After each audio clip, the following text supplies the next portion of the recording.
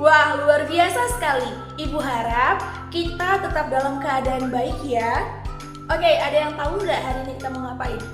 Ya, benar sekali. Kita akan belajar tentang suatu teks yang ada pada mata pelajaran bahasa Indonesia. Kira-kira teks apa ya itu? Tapi sebelum kita masuk ke pembahasan, Ibu mau mengetes semangat anak-anak Ibu dulu nih. Kira-kira anak-anak Ibu yang di ruangan ini yang cantik-cantik dan juga ganteng-ganteng udah pada semangat belum belajarnya? Sudah? Oke, untuk itu Ibu mau kita sama-sama menyanyikan suatu lagu dulu untuk membakar semangat kita. Gimana tuh Bu lagunya? Ibu praktikin, nanti kita sama-sama nyanyi ya. Oke, kita mulai. 1, 2, 3, ya. Apakah bisa menjadi terbaik? Terus menerus, tidak pernah salah. Apakah bisa menjadi terbaik?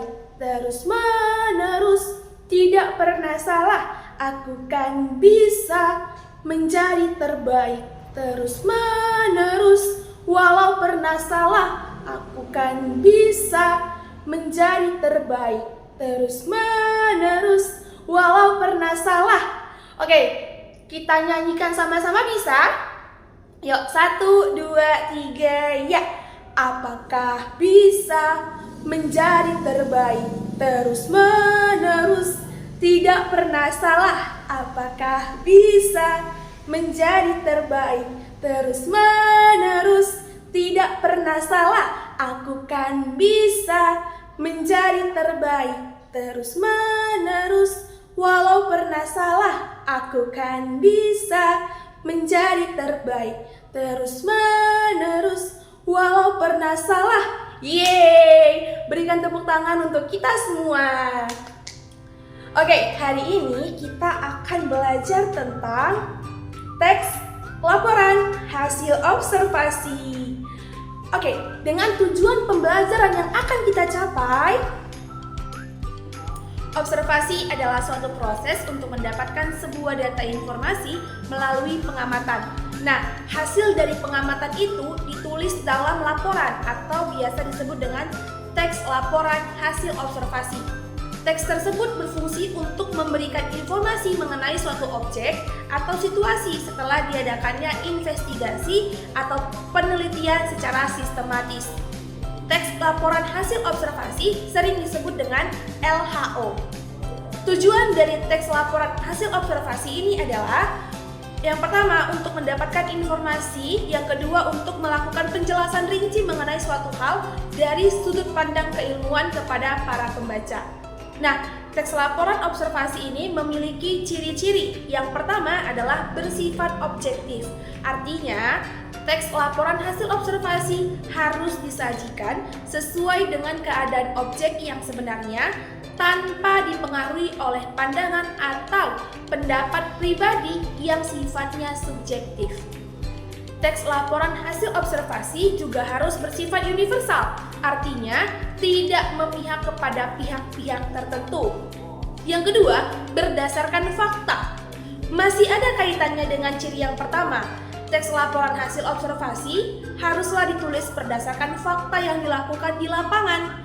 Jadi, nggak boleh tuh yang namanya manipulasi data atau sumber saat membuat teks laporan hasil observasi. Nah, yang ketiga apa Bu? Yang ketiga adalah bersifat khusus atau spesifik. Maksudnya adalah topik atau objek yang dibahas dalam teks laporan hasil observasi sifatnya harus spesifik. Misalnya nih, anak-anak Ibu ingin membahas tentang bahaya boraks pada makanan. Berarti fokusnya nanti hanya uji coba boraks kepada beberapa sampel makanan untuk mengetahui bahayanya. Yang keempat apa Bu? Yang keempat adalah disajikan secara lengkap. Maksudnya, struktur penulisan teks laporan hasil observasi haruslah lengkap dan runtut dari pendahuluan, isi hingga simpulan. Jadi pembaca nggak bingung untuk memahami maksud dari teks laporan hasil observasi kita. Yang kelima adalah disajikan secara menarik, mudah dimengerti pembaca. Maksudnya gimana tuh Bu? Iya, teks kita itu, teks LHO harus dibuat semenarik mungkin agar bahasa yang digunakan itu lebih efektif. Tujuannya agar pembaca tertarik untuk memahami isi dari teks laporan hasil observasi kita. Struktur teks laporan hasil observasi yang pertama adalah judul, yang kedua adalah klasifikasi umum, yang ketiga adalah deskripsi yang berisikan penjelasan mengenai manfaat dari objek yang sedang diamati disertai hasil pengamatannya. Dan yang keempat adalah penutup atau kesimpulan. Nah, seperti teks-teks lainnya, teks LHO juga memiliki yang namanya kaidah kebahasaan. Apa saja itu Bu kaidah kebahasaannya? Yang pertama adalah menggunakan kalimat definisi. Biasanya ditandai dengan kata adalah pada pernyataan umum yang menyatakan pengertian atau definisi dari aspek yang akan dibahas. Contohnya nih, kemangi atau disebut basil adalah dedaunan kecil yang memiliki aroma khas dan lembut dengan sentuhan aroma limau. Yang kedua, menggunakan konjungsi kata hubung antar kata seperti dan, atau, yang, untuk, dengan, dan sebagainya. Contohnya, kemangi atau disebut basil adalah dedaunan kecil yang memiliki aroma khas dan lembut dengan sentuhan aroma limau.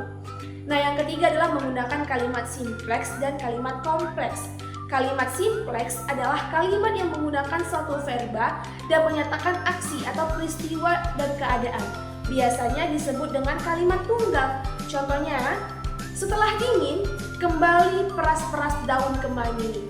Nah, kalimat kompleks adalah kalimat yang terdiri dari dua struktur atau lebih dengan dua verba. Contohnya, kemangi dapat disulap menjadi toner yang bisa digunakan sebelum tidur setelah wajah kita dicuci bersih. Nah, yang keempat adalah menggunakan sinonim ataupun antonim. Contoh antonimnya, kemangi dapat disulap menjadi toner yang bisa digunakan sebelum tidur setelah wajah dicuci bersih. Contoh sinonimnya, kemangi berguna sebagai salah satu daun yang sangat berpengaruh pada kesehatan seperti vitamin A, B, dan C yang memberikan manfaat bagi tubuh. Nah, yang kelima adalah menggunakan data. Data yang ada pada umumnya berupa angka pasti untuk menunjukkan ukuran suatu bahan yang digunakan. Contohnya, yang digunakan adalah 100 gram daun kemangi dan 200 ml air panas. Nah, tadi kan kita sudah membahas mengenai teks laporan hasil observasi. Kali ini kita akan membahas mengenai bagaimana sih cara menyusun teks laporan hasil observasi. Yang pertama, kita harus menentukan tema kegiatan observasi kita. Misalnya, seputar makanankah, minumankah, hewan, tumbuhan, atau proses terjadinya fenomena alam. Yang kedua, tentukan tujuan dari observasimu. Yang ketiga, lakukan proses observasi. Pastikan kamu melakukannya dengan teliti ya, serta hati-hati supaya hasil yang diperoleh sesuai dengan prediksi dan akurat. Yang keempat adalah menyusun kriteria aspek yang harus dilaporkan setelah melakukan observasi dan mendapatkan data-datanya.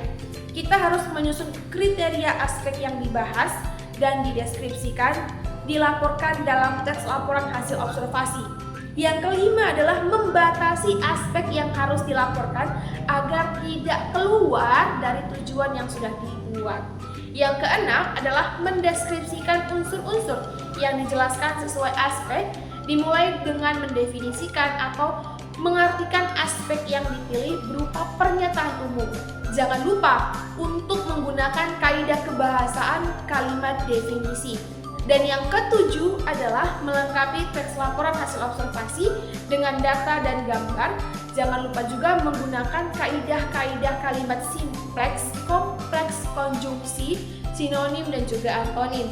Dan yang kedelapan adalah melengkapi data dan juga gambar. Kemudian buat kesimpulan hasil observasi yang telah selesai anak-anak ibu lakukan. Wah, jadi gimana? Kira-kira anak-anak ibu setelah mendengarkan penjelasan dari ibu sudah mengerti belum tentang teks laporan hasil observasi? Sudah? Wah, ibu senang mendengarnya. Baiklah, semoga penjelasan Ibu tadi dapat bermanfaat untuk kita semua. Dan Ibu akhiri dengan wassalamualaikum warahmatullahi wabarakatuh. Bye-bye.